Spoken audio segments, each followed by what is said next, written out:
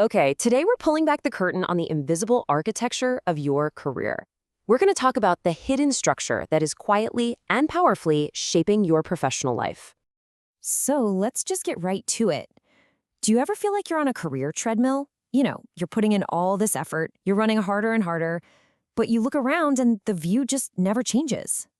You're doing everything right. You hit your deadlines, you work late, you tick all the boxes.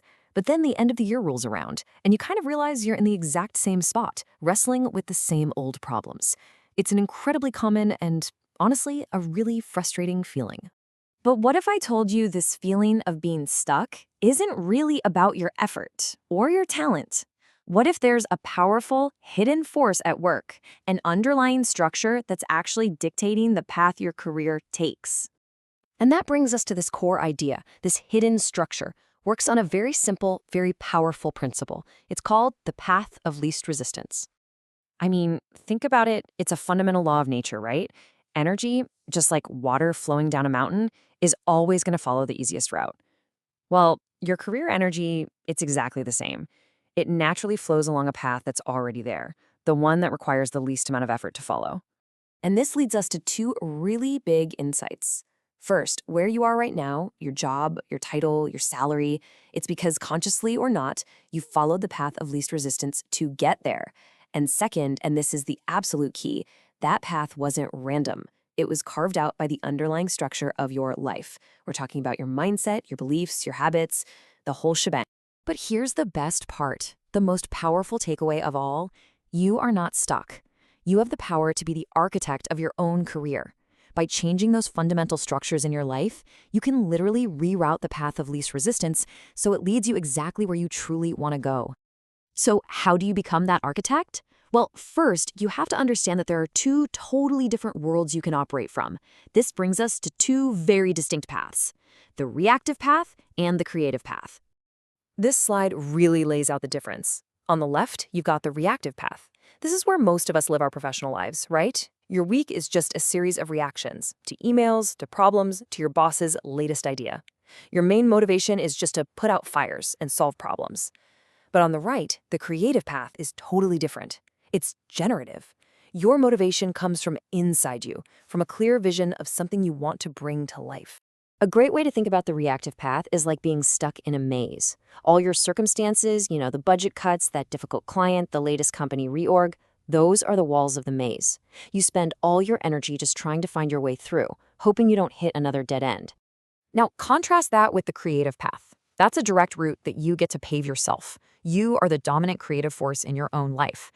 And those same circumstances, they're no longer walls. They're just part of the landscape. They become information, resources, things you can use to build your vision. Okay, so how do we actually get onto that creative path? The key is to build a powerful engine for creation, and that engine is fueled by something called structural tension. Now, structural tension might sound a little technical, but it's actually a really simple and powerful idea. It's the energy you create when you hold two things in your mind at the exact same time, a crystal clear vision of what you want and a brutally honest assessment of where you are right now. So here's how it works. Just imagine your vision is like an anchor over here, and your current reality is another anchor over there. The gap between them, it's like a stretched rubber band. It creates this natural energy, this tension that has to be resolved. And that tension creates a force that literally pulls your current reality up towards your vision. So the big takeaway here is this. That gap, this space between where you are and where you want to be, that's not a problem to be fixed. That discrepancy is the very source of your power. It's the fuel in your creative engine. So if structural tension is the engine, then your vision is the destination you're plugging into the GPS. And to build that vision, we have to start by asking a question that, let's be honest, we usually avoid. What do I truly want? This three-step process is a great way to start. First, just ask, what do I want? And focus only on the end result. Don't worry about the how.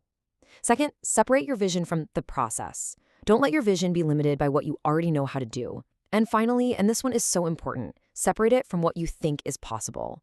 Just for a moment, let yourself want what you want, without that little voice in your head censoring you. Okay, so you have your engine, you have your destination, now you need a compass for the journey. This next tool gives you a way to navigate when you inevitably hit those roadblocks and setbacks. This is a super simple but really powerful 4-step technique for when things go wrong. First, just describe your current reality. No drama, just the facts. I didn't get the promotion. Step 2, restate your vision. I want to lead an innovative team in this industry. Step 3, you formally recommit. You say to yourself, I choose this result.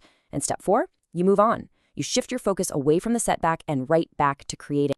This little pivot is completely transformative. It takes a moment that would normally send you spiraling down that reactive path and turns it into a strategic one. You actually use the setback to get even clearer on your vision and your reality, which just strengthens that structural tension and recharges your creative engine. So let's land the plane here. Understanding this hidden structure gives you a whole new lens to see your career through. It's a blueprint to shift from just reacting to circumstances to actively creating the outcomes you want. So the only real question left is, what result will you choose to create?